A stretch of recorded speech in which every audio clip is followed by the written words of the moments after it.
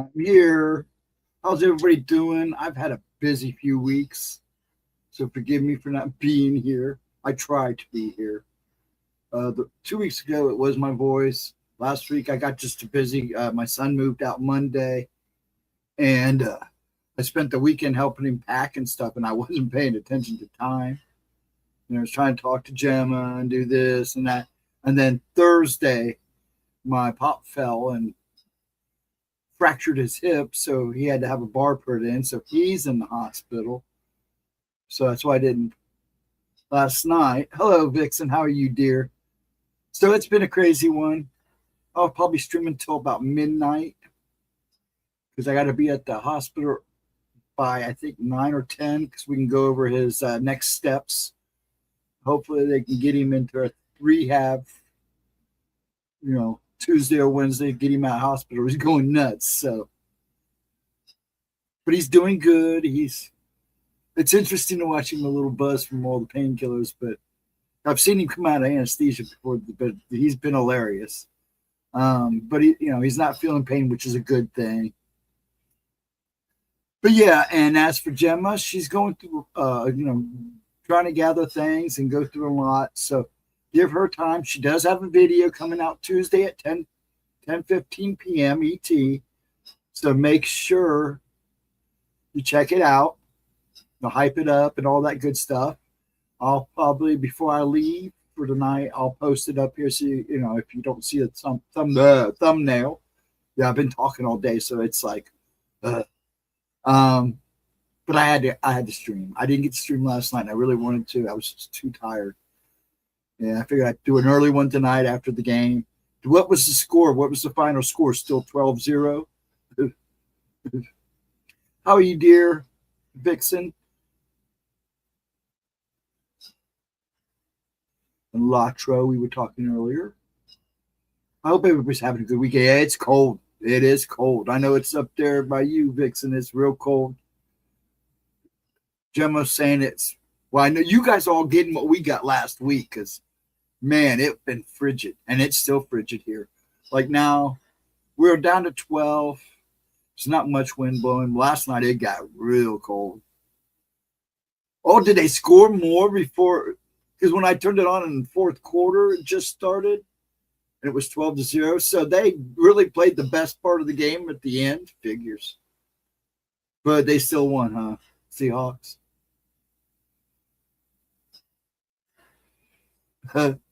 It's weird because I'm the only one in this house. Giles is gone. Pop's in the hospital. It's freaky. It's just me and the dog. It's a little too quiet.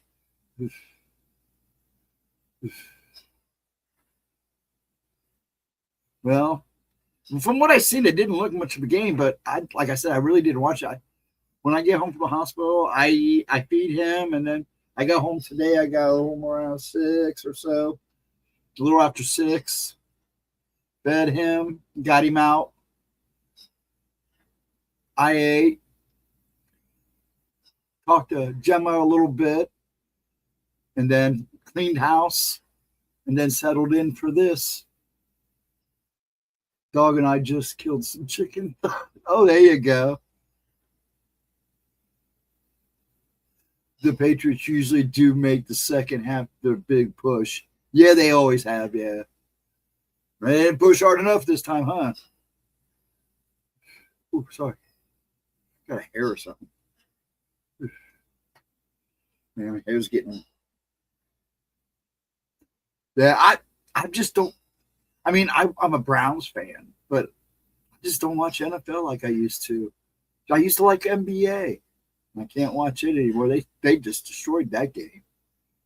And baseball to me was okay to watch once in a while if I'm at the game, but I'd rather play it. Mm-hmm. And then football, I can't even deal with college football anymore. I mean, I know there's great players out there, but pro sports is just. How many of you are watching the Olympics right now? Finally got over my respiratory. Oh, that's right. How's that eye doing too? I'm here. How's your eye doing too? The respiratory things suck. But I'm glad you're feeling better now. You staying warm, Vixen? I know it's cold up there. You guys are probably way colder than any of us right now. You're right in the heat of it. Now we got, like I said, we all got it the last 2 weeks. Man, there was a couple days last week. And on top of that, Pop wasn't feeling it. I can't get him outside when it's cold like this. So he's been stir crazy for 2 weeks, and then now he gets out, but it's not the way he wanted. But at least he's got nurses all around him. You see him flirting with the nurses. Cracks me up. But he's having a good time, and I'm glad. And they've kept his pain down, so that's the big thing.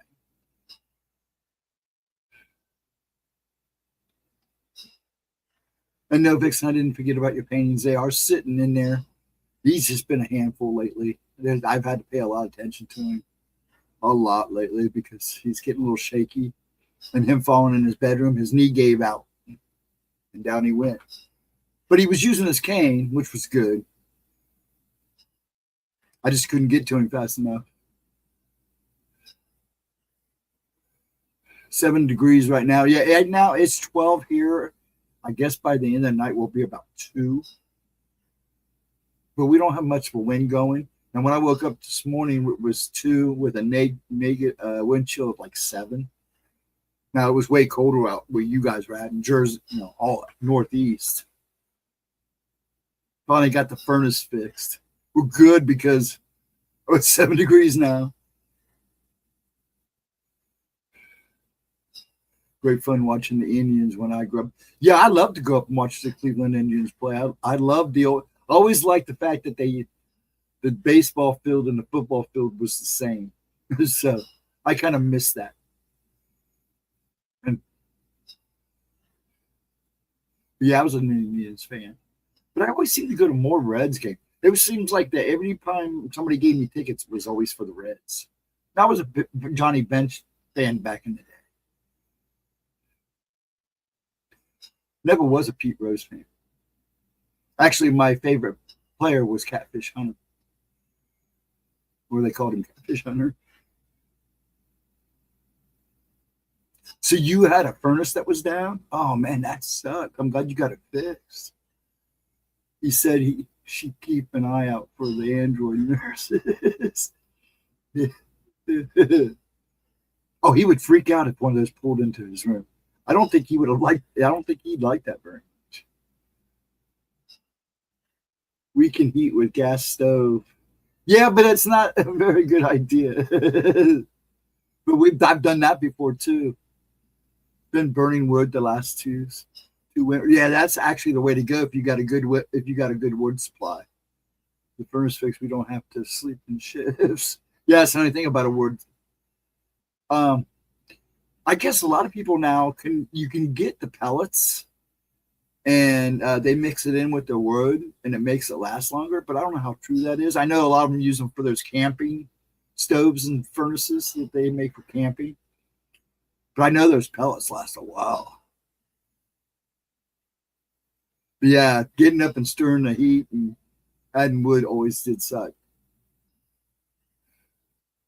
Now my old house, the house I had, it belonged to my grandparents.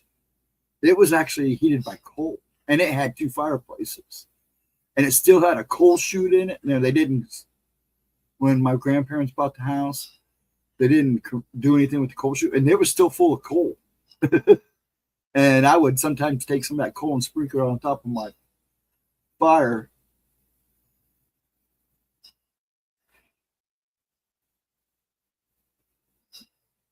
Stayed overnight in MD once in a home heated with pellets. Basement was toasty. Oh, I'm sure it probably was.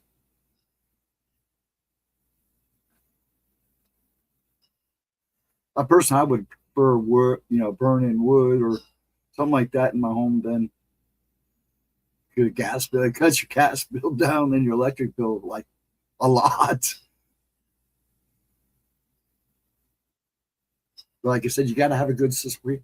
Yeah, and there are certain wood that you can find that burn slower.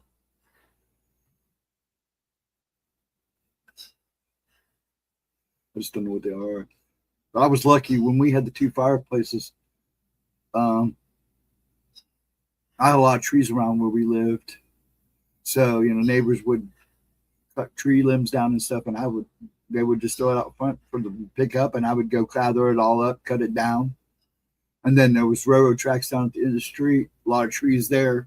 I'd go on, pick up stuff, and then I'd go every so often and buy some just to kind of add to the pile. There was only a few times I only really were, I should say I never really ran out of wood. And we would just burn it like in the evening and heat up the house. And it usually would, if you burn both of them, man, it heat up the whole house, and you were warm all night, even when it burned out. If I catch it after it burned out and let smoke all clear out of it, I would shut those flues, and the house on one side was brick. It would just hold that heat, and it might drop down to like 68, and it was still comfortable to sleep. I want to thank everybody for showing up. I noticed there's 4 of us in here, so thank you for showing up. I know it was kind of last minute, kind of threw it on today, but I wanted to see everybody. I kind of missed my streams the last 2 weekends, and I missed it last night, and I'll do a little stream. I knew the house would be empty, and it gets a little lonely. Last night, me and the dog were like 2 lost puppy dogs. We were basically 2 lost puppy dogs walking around this house. It was just too dang quiet. And then we got up this morning. It was the same way because I'm used to waking up to Dad yelling at the news.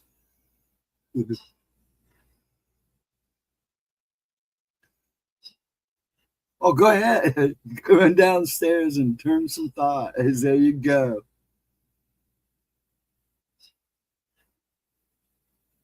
Yeah, I'll start that here in a couple minutes. I just wanted to hang out a little bit before we started the replay. I've cut most of the beginning off because it was old stuff. This is about 4 years old. Excuse me. But I hope everybody's having a good weekend and staying warm because, the Northeast and east on over is very cold. Hope you folks down in the South are recovering and hanging strong. This weather's been brutal. Now, my daughter out in Kansas, she said it's been nice, so, which kind of makes me mad because they've been warmer than anybody. But yeah, I'll start it here for those popping in and out. Like I said, I know some people pop in to see if Gemma'S here, which is fine. I hope she's sleeping. She's had a long week. They didn't have power last night, so they end up staying at a hotel. Plus, it was just so cold. And she said it took all day for that house to heat up. When I talked to her last, she said it had just gotten up to a little over 60 in the house because it was that cold. I do prefer wood, but when the temperature's in the single number, yeah, I totally agree with you there. Sleep is kind of non-existent. We had a guy who was supposed to have the furnace fixed. He never did that. Oh, that sucks. But you did get it fixed, which is good. He was supposed to keep us in wood, and he didn't do that either. Oh, man, that sucks. That really sucks. But at least you got the furnace fixed. It's too cold to be without heat. There's already been a great loss of life because everywhere that these temperatures have hit has caused. I mean, they got so cold last week that they actually had exploding tree warnings. What happens is the moisture in the tree freezes and expands, and it literally just, and it's got to be super cold to do that. And I think one point, like most of the north, like Michigan, Wisconsin, Minnesota, they were all like in the negative 60s with wind chills, which is insane. I mean, they get that a couple times, but they had it like 2 or 3 days in a row. And then the snow. How many of you guys still have snow? We still have a lot of snow on the ground. It has not melted. And when it does melt, it just freezes over. I've been having to go around the house and break off icicles. I actually watched somebody come out and clean their roof off. You only see that in the northern states.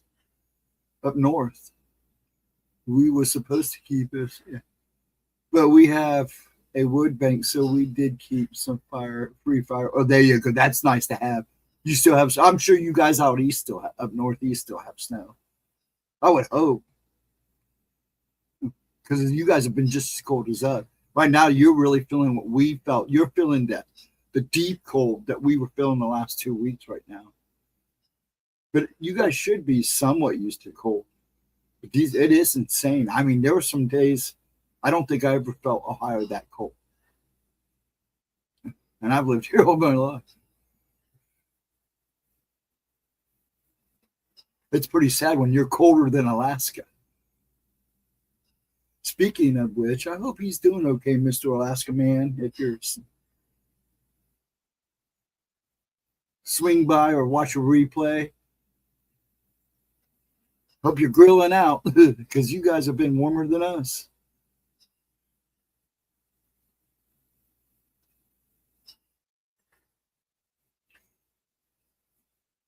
But I'm glad everybody is staying warm because it is nasty up there. I'm just glad my dad's safe. I mean, he's in the hospital. They had his room cranked. When I went today, man, it was hot. When we went into the emergency room Thursday, they had that room so hot. I was sweating. I was like, holy crap. You had to go out in the hallway to cool down. It was crazy.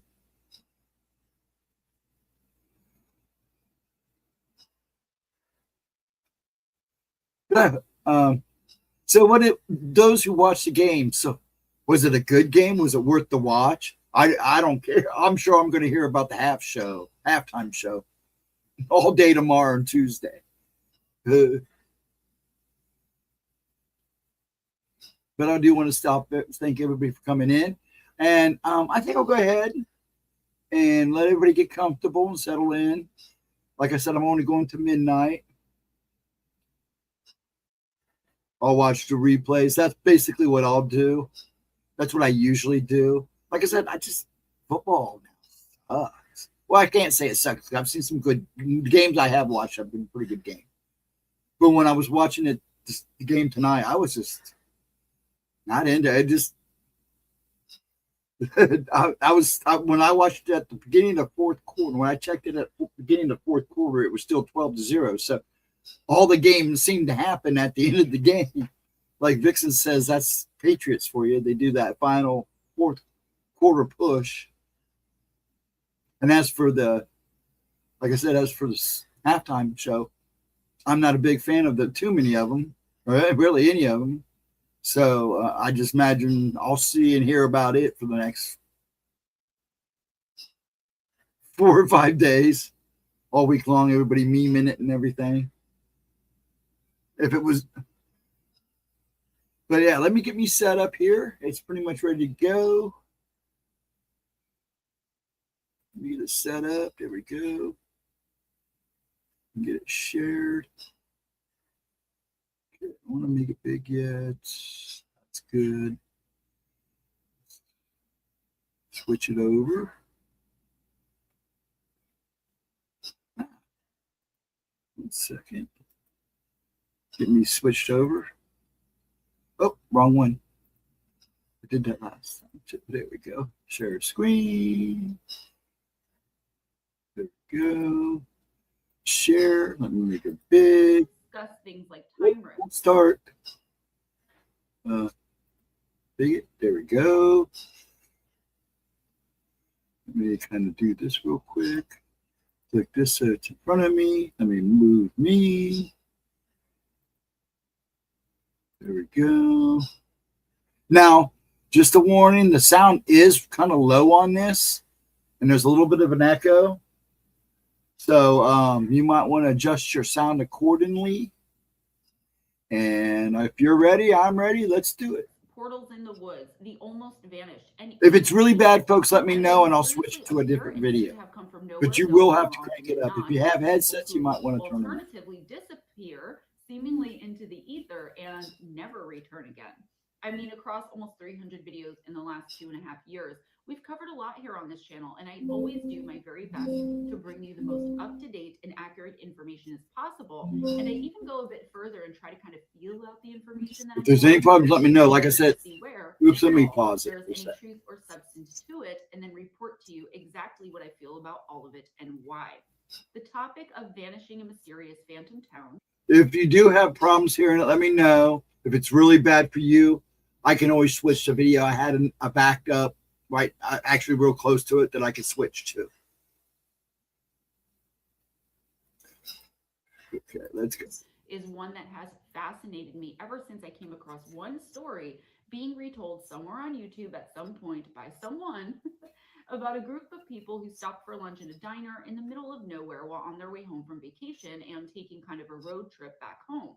They were greeted with strange stares and even a person or two who recognized them from this very out of the way town far away from home. It seemed as though the people in the diner knew something the travelers didn't, though, because once they realized they weren't who they were initially thought to be, it got weird.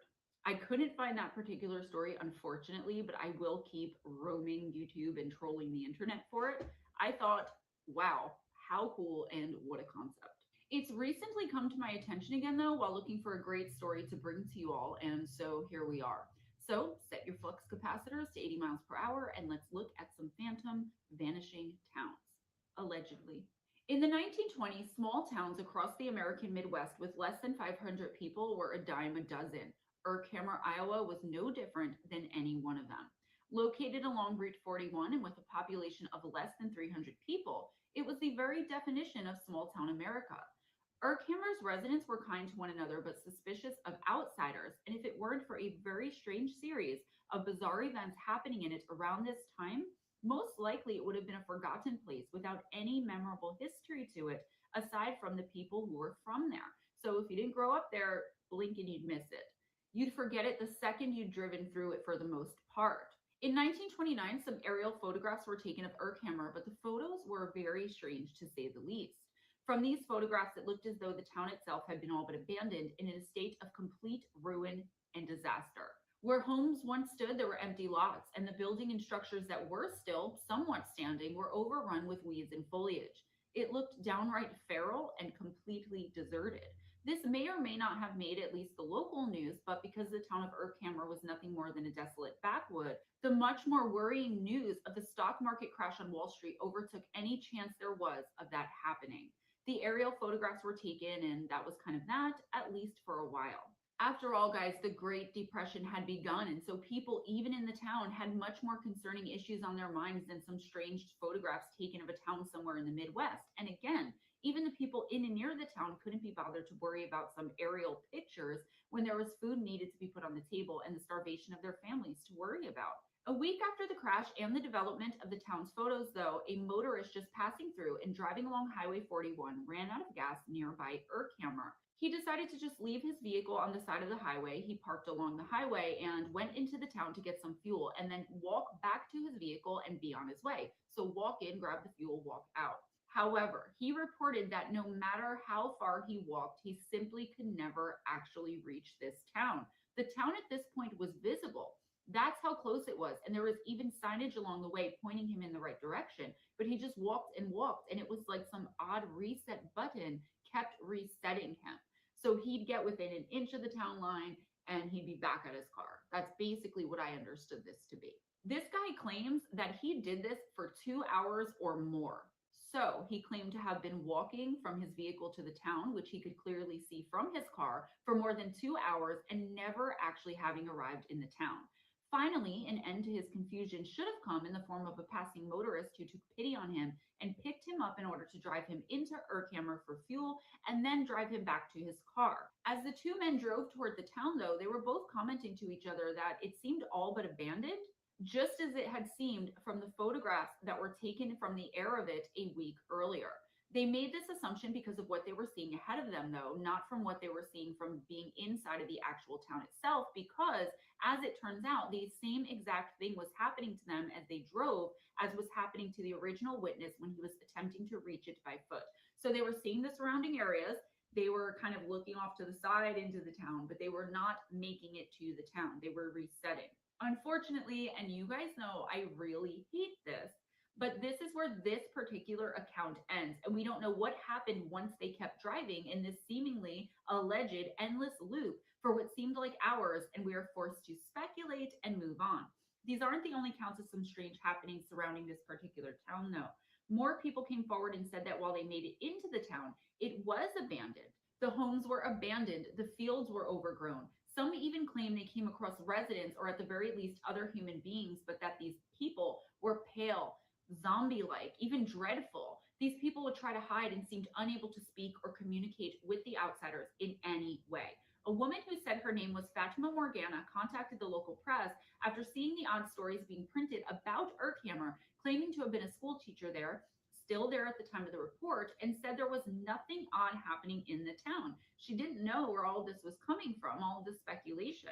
There was even an alleged newspaper article from one of Urkhammer's town papers titled, quote, "Our non-existence has been greatly exaggerated," end quote. So the town wasn't ever abandoned. People were living there, and even though the Great Depression was happening all around them in a small, dot on the map backwater rural farm town couldn't have been doing too great as a whole or individually as the people in the town, they seem to have been able to keep their sense of humor if that newspaper article is true, because it did make me giggle. Even with the townspeople speaking out in the news and completely debunking the stories that their town had all but been abandoned and or some tragedy or major event took place forcing them to do this, even rumors they had all simply ceased to exist without any explanation, weird occurrences in the town continued being reported by people who weren't local. They were local as in from surrounding areas, but not Urkhammer residents themselves. 3 years later, in 1932, a caravan of horse-drawn wagons driven by farmers were traveling from Illinois to California, who decided to stop in Urkhammer to rest their horses and pick up supplies for the rest of their very long journey. They saw the signs for Urkhammer, but it seems as though the same thing that happened to that guy stranded on the roadside years earlier happened to basically this entire caravan of people. Eventually, two of the men from the group took the little money they had between them and did make it to the town, but realized very quickly it was, in fact, abandoned.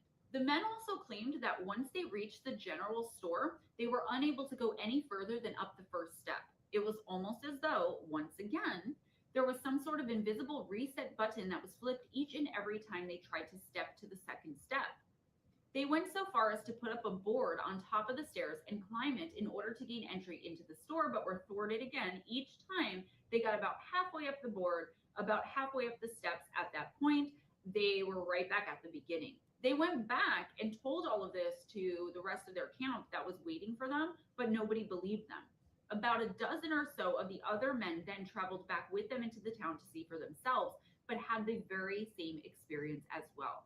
This was back when superstition still ran rampant through villages, and these weary travelers were no different from anyone else who lived back in this time. They discussed it amongst the men, and they decided to get as far away from Urkhammer as quickly as humanly possible. A report later came out based on the claims of these men and stated, quote, "The story quickly circulated, and soon a group of state police were ordered to investigate this phenomenon. They went to the Urkhammer Sheriff's Office to confer, converse, and otherwise hobnob with their brother law enforcement officials. The group's leader approached the office of this guardian of the peace and attempted to knock on the door, only to see his hand pass through the thick oak as though it were merely painted steam. Their report began the gradual decline of Urkhammer. It became less substantial with every passing day, and passerby noted the absence of children playing and the growing seediness of the houses and barns. Then, on May 7th, 1932, Phineas Bumpf, a Huguenot immigrant farmer, passed by at dawn with his cargo of produce, and what to his wondering eyes did appear but nothing. Where the town had stood were only abandoned fields and long rotted fences. A cast iron bathtub used long ago as a watering trough for livestock sat alone in a field of weeds, the sole relic of any human presence. Urkhammer was no more. Many years later, a gypsy caravan camped on the site but left abruptly. The adamant of the group, Baxtallo, told a Roma-friendly neighboring city councilman that the place was, quote, "saturated with the tears of the dispossessed and with the despair of those who had never borne names." It's alleged that the ruins of the town and all remnants of any life that once may have existed there were covered up by the Dust Bowl and forgotten to history. Now, I searched far and wide for Urkhammer, not only where it was back in 1929 and before all this is said to have happened, but where would it be located now? What is it called now? Where would it be located, right? What's up with Urkhammer? I cannot find anything. In fact, I can't find anything at all about the town dating before 2015 when the site Strange State first posted all of this information to the internet, alleging the information was somehow either relayed to him by his mother or relayed to his mother by someone by way of email, then relayed to him. Very murky details here, guys, but I wanted so badly for this one to be true. I figured I would include it and let you all make up your own minds on it. And maybe even someone out there will have additional information, one way or another, as to whether or not this story is true or false and whether or not the town ever existed in the first place. So let's move on to another strange case of an allegedly phantom town. Dublin was allegedly in rural Wisconsin and a charming, albeit very isolated community where the village raised the children and everyone knew everyone else. With only about 1,000 estimated residents, it wasn't unlike every other rustic, quaint little town anywhere in Midwestern America at the time. The time being back in the mid to late 20th century. However, if the reports about this town, its inhabitants, and honestly whether or not it even existed at all are to be believed, it all just simply ceased to exist somewhere in the mid 1990s. It started with people who had visited the town for one reason or another, trying to return to it, but not finding any trace of it. People who lived in the surrounding areas to Dublin also allegedly started to notice that when they drove by, they were no longer seeing signs for it anywhere, and that when they passed through where it once was, there was nothing there but empty plains and untilled farmland. It's also said that all of a sudden one day Dublin could no longer be found on the map, almost as though it had never been there at all. Aside from grainy photographs people claim were taken inside of the town itself, there were also those who came forward with mugs, postcards, t-shirts, magnets, etc. Paraphernalia and trinkets people claim to have purchased while they were in the town at some point or another. People offered all of these things as proof that Dublin had at one time been a real place in Wisconsin, despite the fact that it had, for whatever reason, seemingly disappeared altogether and overnight. Supposedly, there was even a digital or ghost trace of the town, and there are allegedly at least two articles one could find if they simply Google Dublin newspapers or something similar. I'm going to let you guys handle that one and let me know what you all find. I like to keep an air of mystery here on this channel, as you all know.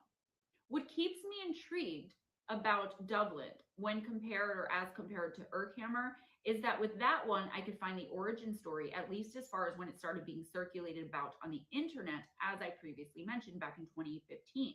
One of the newspaper articles is allegedly titled, quote, "More than 1,000 Wisconsinites reported as missing," end quote. The other one is allegedly, gotta throw that in there, similarly titled, quote, "Wisconsin's missing children. Where are they?" end quote.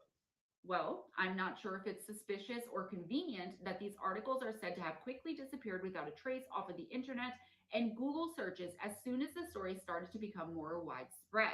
That's the kicker, though, guys, isn't it? Or the trade off, so to speak.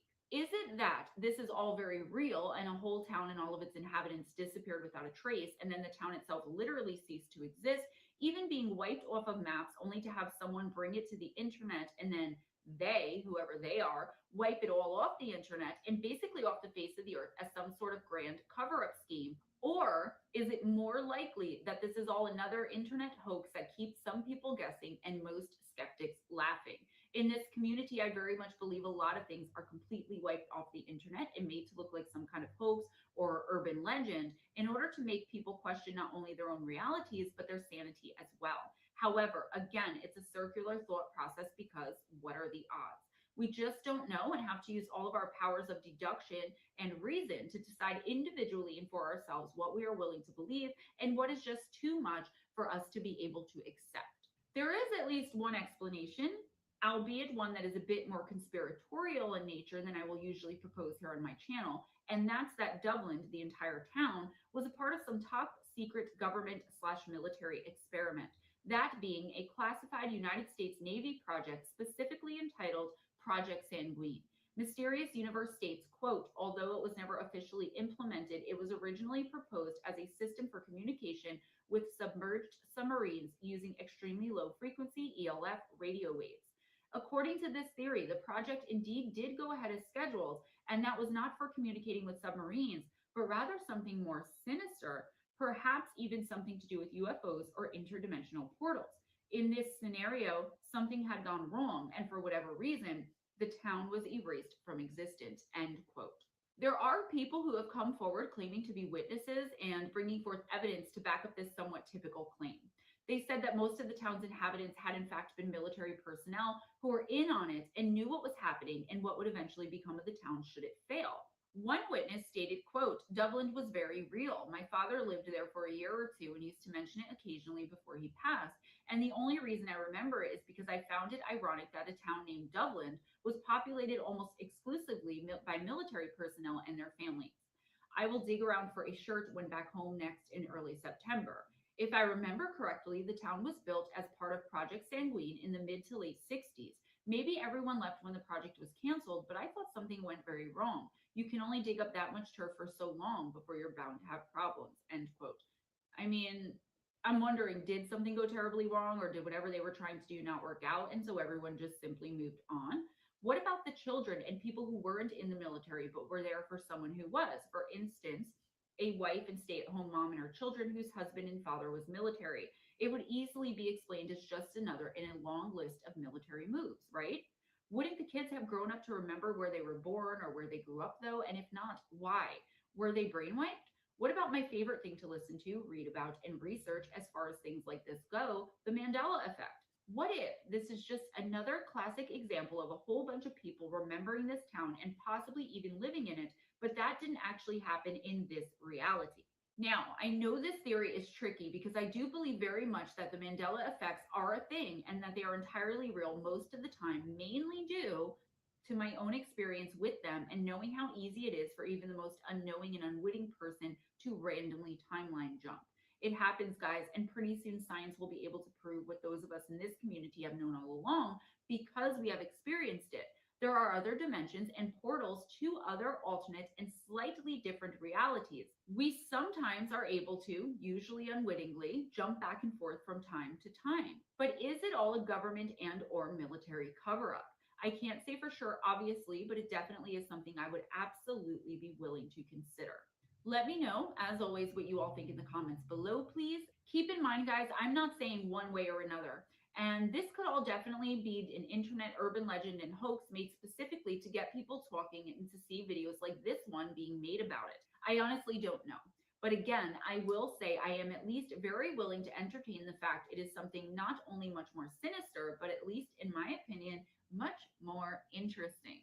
Let's move on now to Ashley, Kansas. According to the legend surrounding this possible phantom town, suddenly one random day in August of 1952, residents all throughout the town began to experience some strange and bizarre phenomenon. Bright, tiny lights accompanied by what was described by many of the town's residents as, quote, a small black opening in the sky, end quote, were the most widely reported. The neighboring town of Hayes allegedly sent one of its law enforcement officers to go into Ashley and properly investigate what was happening. He claimed to have been inexplicably lost and unable to enter Ashley. As we saw in the previous two cases I just covered here in this video, this officer claimed he knew where Ashley was and had obviously been there many times before, but he couldn't seem to get past the signs for it being just a mile or two away. It was bizarre and not easily explained, and he simply did not know what to do or what to make of it all. Whilst communicating by radio when reporting back to his superiors what was happening when he was trying to go in and investigate, he allegedly said that the road into town never curved or bent at all, and that it, quote, continued along its normal path, but somehow ended up back in Hayes, end quote. More officers were sent in for backup, but they all reported being looped around and ending up right back in the city of Hayes the minute they got too close to the border of the town of Ashley. It was like no one could enter or exit the town no matter how hard they were all trying. By now, the residents of Ashley itself were terrified and calls flooded the phone lines in the neighboring police station there in Hayes. The main fear was the alleged portal in the sky everyone was reporting seeing, and they were all saying the exact same things. Not only was it very much there, but it was getting larger and larger by the moment. They were all terrified, and no one had any real explanation or even any kind of idea of what to do about any of it. Keeping in mind, too, there was apparently no help coming in because all help that was dispatched weren't able to even enter the town, let alone provide any assistance. That same night, amidst all the madness and frantic phone calls, the entire town of Ashley was thrown into darkness, having lost all of its electricity and power. On top of all this, it was now being reported that the children in the town were said to be having full blown conversations with long deceased loved ones and family members when the adults in the homes where all this was happening knew there to be no one else there with them. So basically, there wasn't even a chance anyone else was in the homes that the kids could be mistaking for a long gone loved one.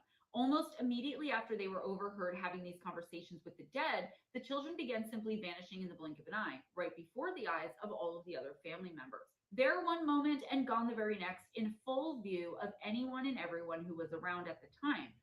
Well, there was no power or lights, but still the family could see and even sense that the kids just weren't there anymore.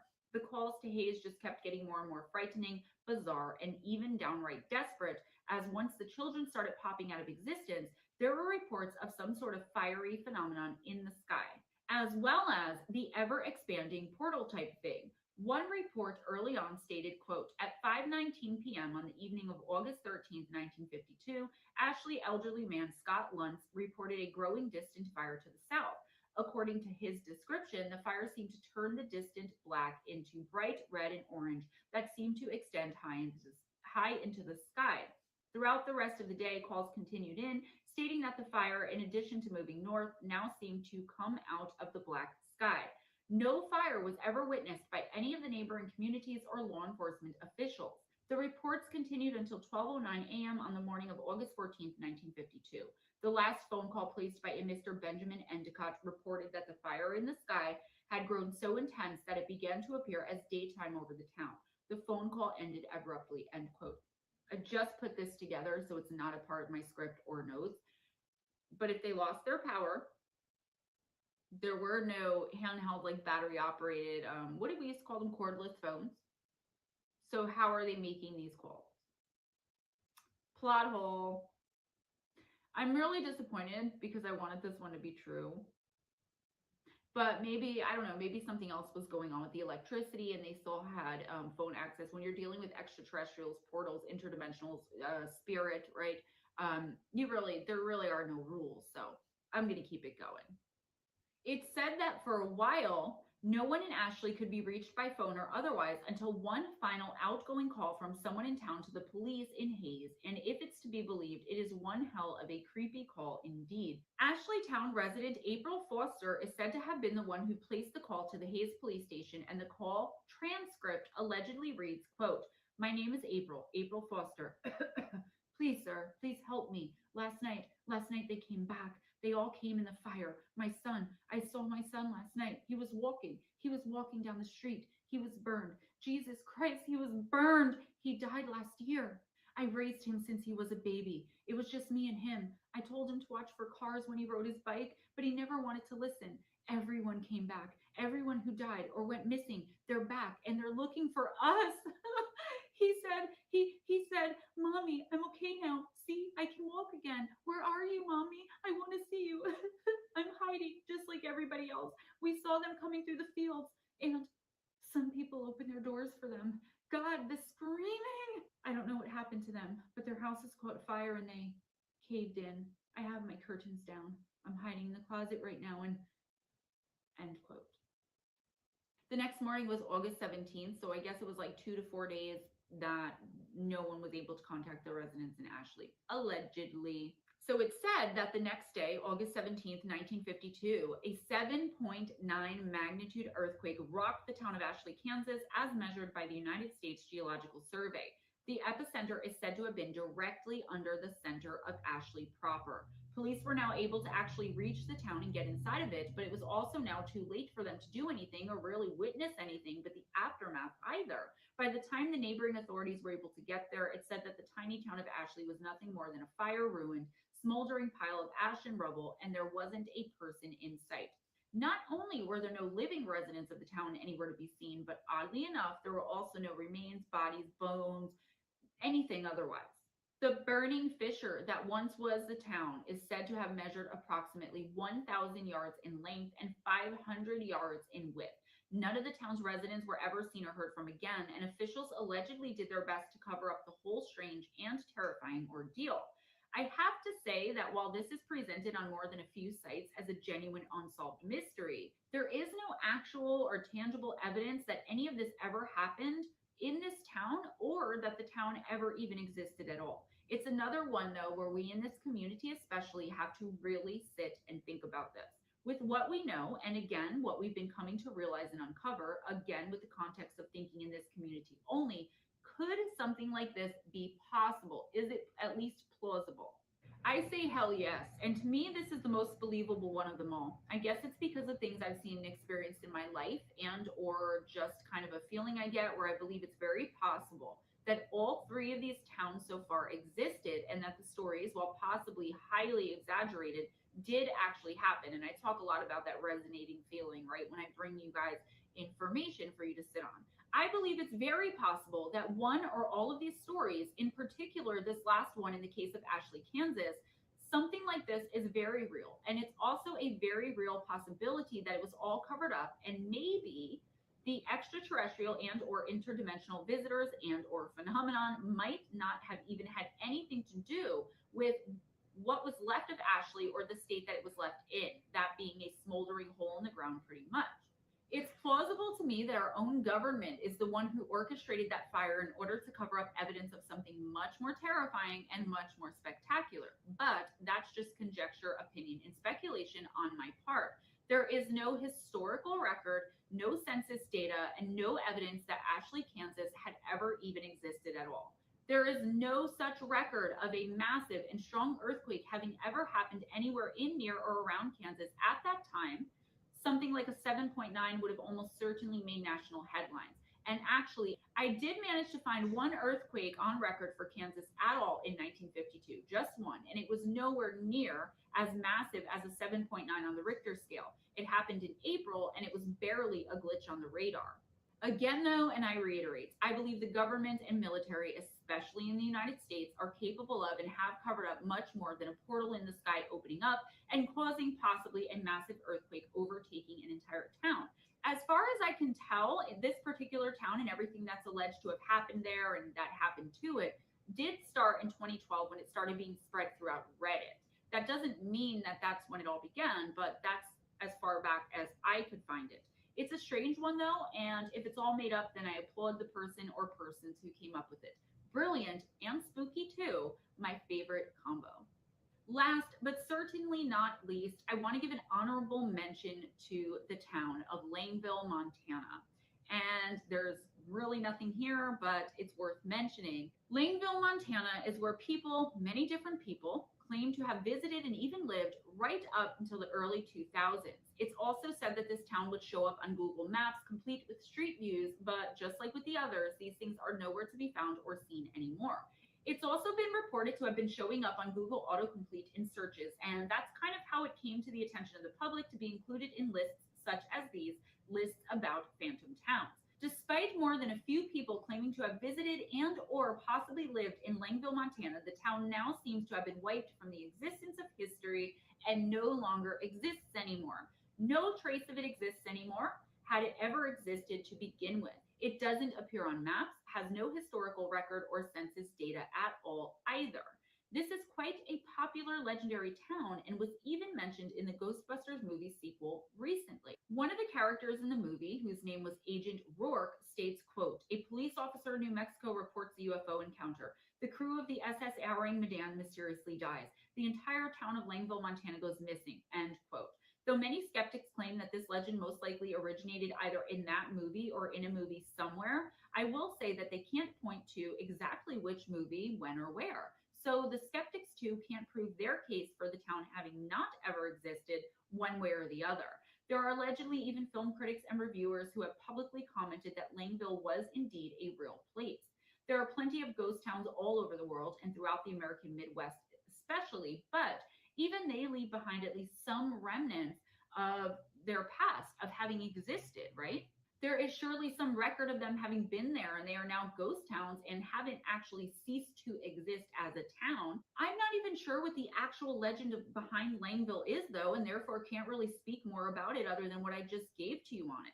I can't even find any kind of story of its demise or what it was like before it disappeared. It's said by skeptics that though there was a house shown in a city called Langville in Montana on a map at one point in Google, it was only one home and it was nothing more than a glitch in the Google Maps system. I have to leave this one up in the air, and I'm wondering why it was even mentioned in my source material at all. But I didn't exclude it in the hopes that one or more of you guys will be able to tell me more about it, the story behind it, or what the deal is of and with this alleged phantom town.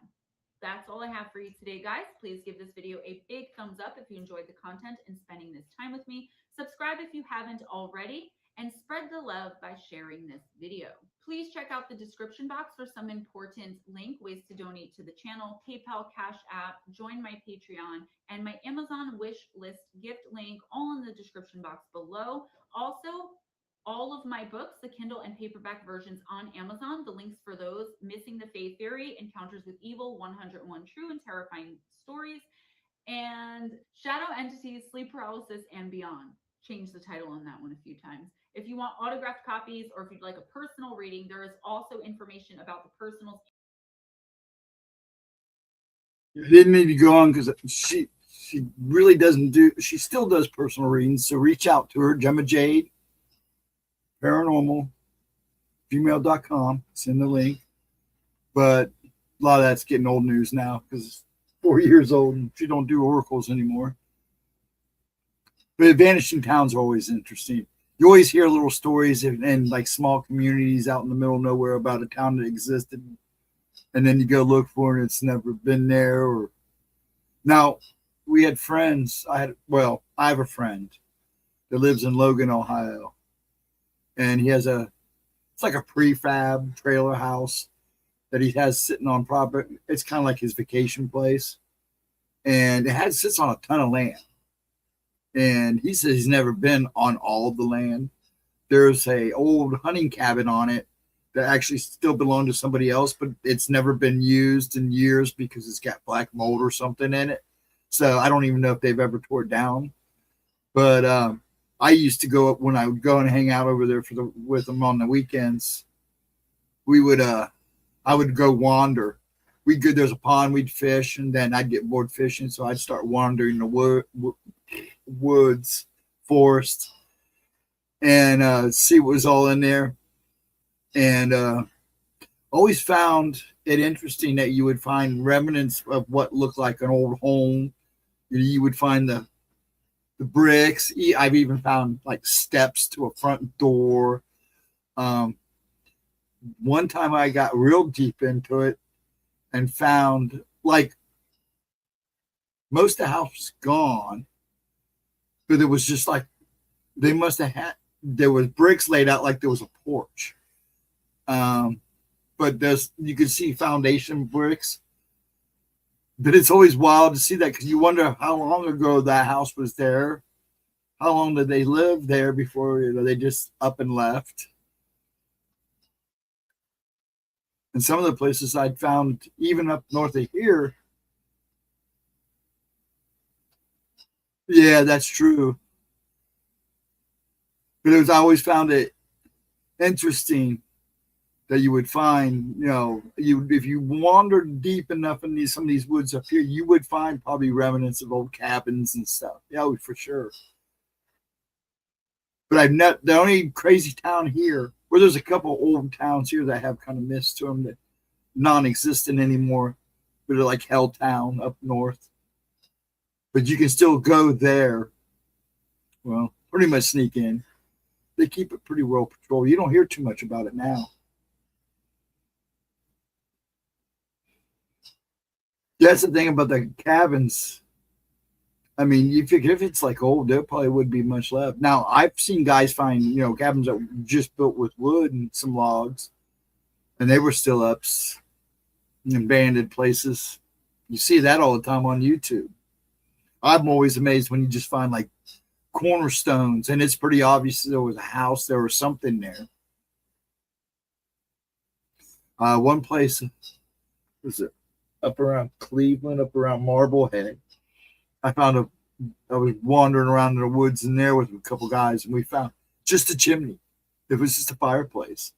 We couldn't even, so the place was burnt down, or, but it was pretty wild because it was stuff growing out of the fireplace. It's kind of creepy, but cool.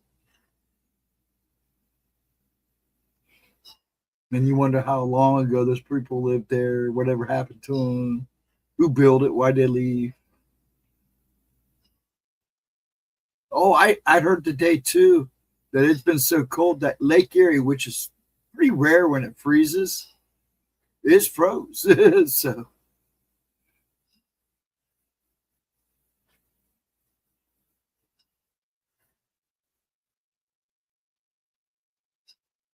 I'm trying to figure out what's going on. I'm not used to being here by myself. So when the dog moved, it catches me off guard because it's just me and him, and he usually doesn't hang out with me at night. But since it's just us two, he's been hanging.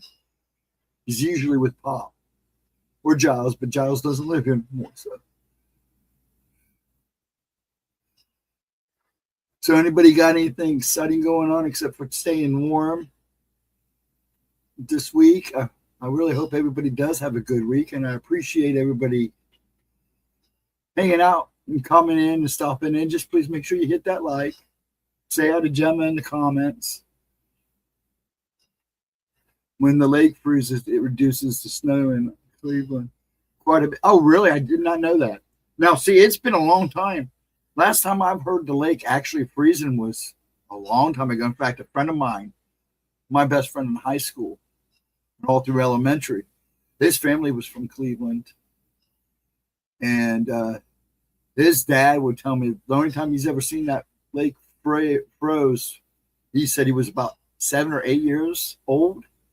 So that was a long time ago. I'm thinking 40s, 50s. Even, well, probably later than that.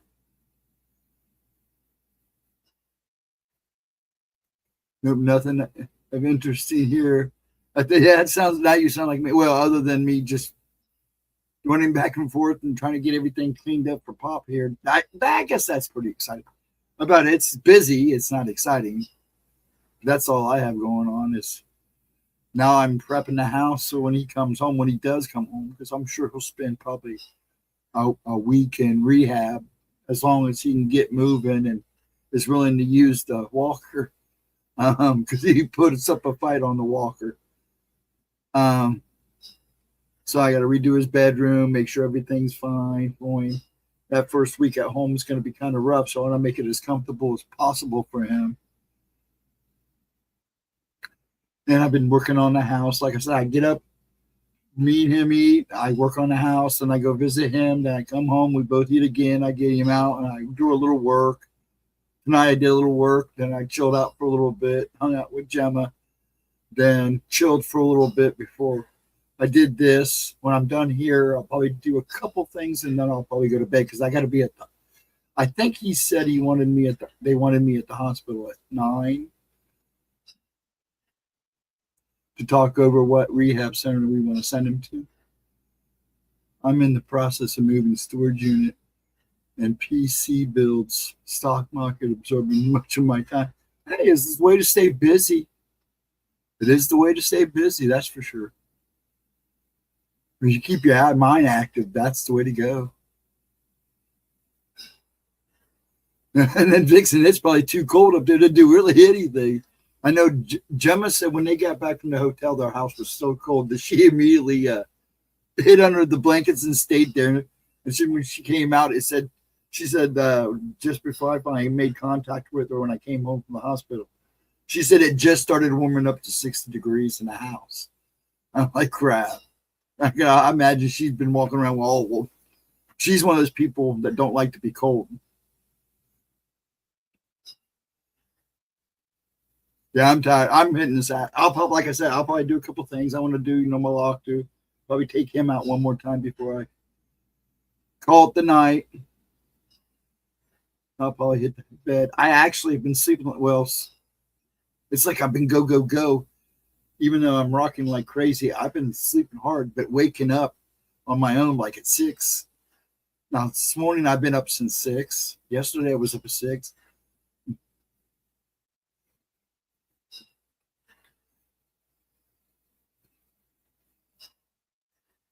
So I feel you. You can tell my eyes are all baggy. I'm a little fleshed out. I've just been go, go, go. But it's nice because it's nice. I miss him, and it's too quiet here. But I have to admit that it's given me a little time to kind of. I posted a couple. Last time I think I left a Facebook post other than this stream was I was taking a break for a while because I needed to regroup. That's given me time to regroup, but it's so weird not to have him around. Up around 6'2". Yeah. Usually when he's here, I'll get up. And if he doesn't get up, I may come back in here and either kind of wrap up in this chair a little bit and just watch YouTube or the weather. Usually I'll go doze back off in the chair for a little bit until I hear him moving around. But since Friday morning, I've been up about 6. And I've been moving, making coffee. But like I said, it's a lot to do because I've been going to see him around 1 or 2 o'clock. I stay until about 6. I make sure he eats and hang out and talk to the doctors, and then I head back around 6:30. Last night I didn't get home; it was a little after 7. Because every time I left, somebody wanted to talk. I was like, oh gosh. At 6 a.m. drinking coffee. Yeah, it's basically me too. I've got the pot ready. I've already made the pot for the morning. So it's ready to go. All I have to do is get up and turn on the button. Sometimes I use just pods, like a Craig. But I wanted a fresh pot of coffee in the morning. It's just me, but I want to do a few things before I run out that door. I'm hoping I get there for a little bit, then I'll come home. And then I'll go back for later in the evening, kind of hang with him. I'm hoping they make him stay at least till Tuesday. I don't want him shoving him out of that hospital into a rehab center too fast. Because even the therapist said he has bad knees, but his left knee's really bad. And they were going to do surgery, but he's too old. And Starbucks, Sumatra. There you go. So I told him, I said, you got to give him time because I know a lot of the therapy places, the rehab centers you stay at, a lot of them won't take you until they at least know you can just stand on a walker. That way they can make it a little easier because they want to push you out too, and I don't want them pushing him out too soon. But he's ready already. He was talking today like he was ready to come home, and I don't blame him. Now, I enjoy when I go to the hospital. It sounds awful, even the things I see there. Like when we were in the emergency room, I watched a little kid running up and down the hallway in the emergency room, and I went and told the nurse, this kid's going to knock somebody down. She goes, what kid? And I'm going, there is a kid running down, a little blonde-headed kid running up and down the hall. No, there's not. There's no kids in here. The only kid that's in here is 4 rooms down, and he's got a broken arm. I go, there's no other kids here? No. Okay. I went and sat back down in Dad's room and just shut my mouth. But I was surprised last couple days I've been there with him. Nothing, which is nice. But then lately I haven't been seeing a whole lot. But I've been so focused on him, and even before he fell, there was a lot going on. Giles moving and me trying to reorganize the house. No, it wasn't a black-eyed kid. I couldn't tell it. It just ran by. He ran by like 3 times. And one time he ran right by a nurse, pushing one of those trays. And I thought for sure that he was going to hit him. The nurse didn't even react. It was a guy, nurse. And he didn't even react to the kid. So I didn't even think about it until he ran by again. I'm like, so I finally went and said something. And then my dad's nurse was like, no, there's no kids here. The only kid down here is a few doors down. He's got a broken arm and he's getting ready to leave. He's been set and casted and ready to go out the door here. They're just waiting for discharge papers. I don't think he's running anywhere. She goes, he's pretty stunned right now. So, but yeah, that's it. But yeah, he's ready to get out of there. I'm glad he doesn't see that stuff. He said that he did say, what was it? Was it Saturday night, last night? Was it Friday night? He swore he heard somebody talking in his bathroom. But he said it didn't last long. It sounded like, he goes, it sounds like somebody was talking on a conversation, having a conversation in my bathroom. I go, really? And he goes, yeah. And when I called the nurse and she opened the door and she was there, he said, okay. But he doesn't, that stuff doesn't faze him. He doesn't seem to care anymore. I've been following the Buddhist monks on their peace walks is a blessing. When you see monks doing peace walks, that's a major thing. And people need to realize when the monks are walking amongst the people on peace walks, it's this, there's some coming or they know something, but it's major. Believe me, I know my things about monks. Don't know about the monks. Nice weather for a walk, though. Oh, I'm sure.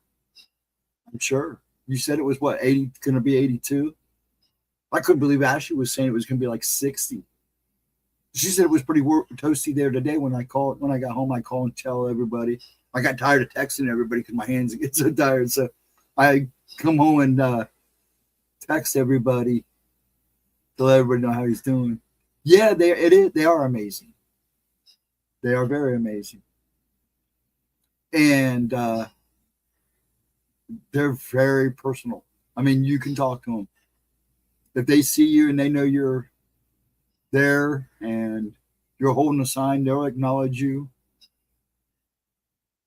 But yeah, when they do this peace walks, it's important. It's very important. It's a major thing.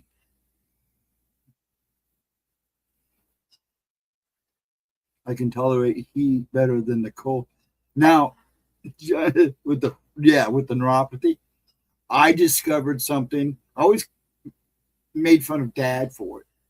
You know, you get old, you hurt, your bones hurt, especially if you got metal. You know, I've got 2 hip replacements and metal in the neck. He's got metal in the back. Now he's got it in the hip. He's caught up with me and Mom. Anyways, when our temperatures actually started dropping down below 0, my left hip went ballistic. I mean, I have never felt pain like that. And I have had to sit on a heating pad since it's been so cold on that side because it was like the pain won't go away unless I put heat on. And I'm like, holy crap, this has never bothered me before. So I called my doctor and he goes, yeah. He says, you're getting older. And that left hip was your bad one. I don't think you need replacement on it yet again, but he says, you're going to feel when it gets cold like this, you're going to feel it. He wasn't joking.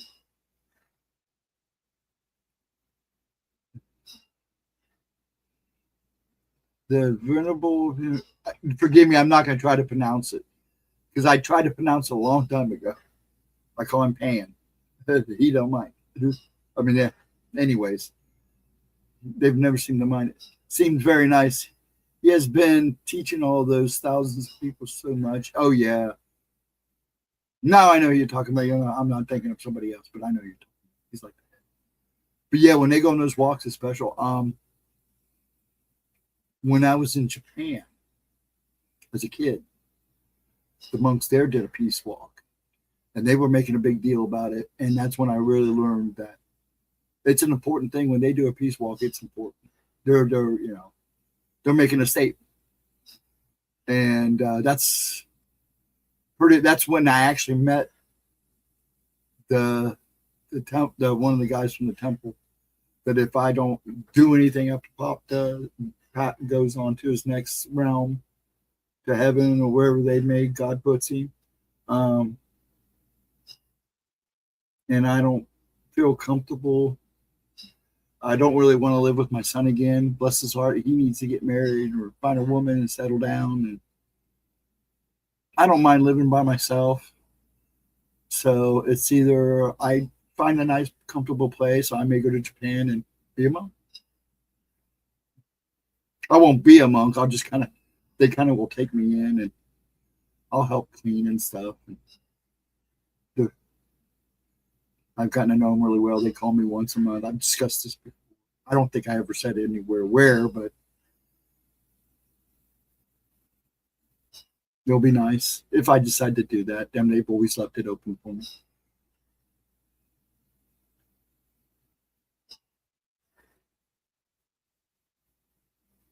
Give me some peace.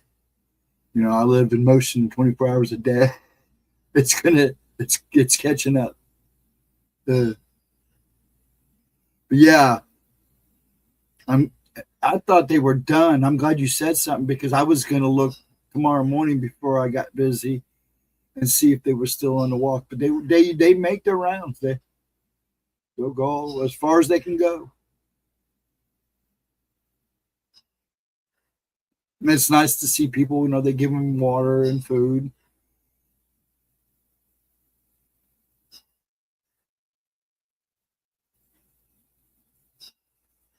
I'm kind of babbling now. I'm getting tired. Okay, I think I've hit my limit, folks. I didn't realize it was 10 after. You folks have a good start to your week. Remember, Gemma'S right here. Let's see. I won't show it. It's just a waste. Gemma'S got her Tuesday night video coming to upload premiere. Tuesday night at 10 Eastern time, 10:15, and it's a revisit of Kayla Berg's story that she did about a year ago. I was going to show that tonight, but since it was only a year old, I didn't want to, you know, if she kind of repeats, actually, I just left that one alone.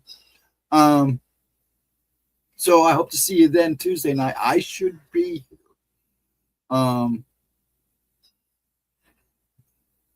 And you folks have a good Monday. Have a good start to your work. Stay warm. Stay safe. Thank you for coming and hanging out. Thanks to those who watched the replay. I appreciate it. Just make sure you hit the like button. If you don't want to leave a comment for me, leave one for Gemma. She does check them every so often. She's really in and out of YouTube a lot lately, so you never know if she's going to leave a comment or not. But yeah, please make sure you do. It does help the channel. Everybody, Vixen, Latro, Jared who stopped in, anybody else has been hanging out in the background, please have a wonderful Monday. Have a safe and warm week. Stay warm. And please, I hope to see you on the flip side.